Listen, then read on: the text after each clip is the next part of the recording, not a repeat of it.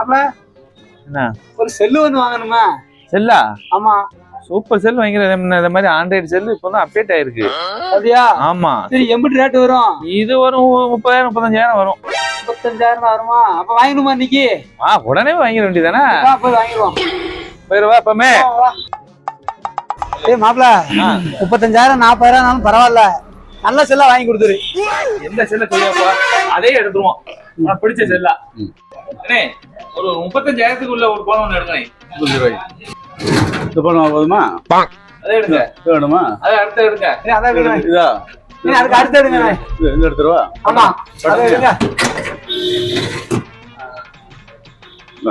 எவ்வளவுண்ணே?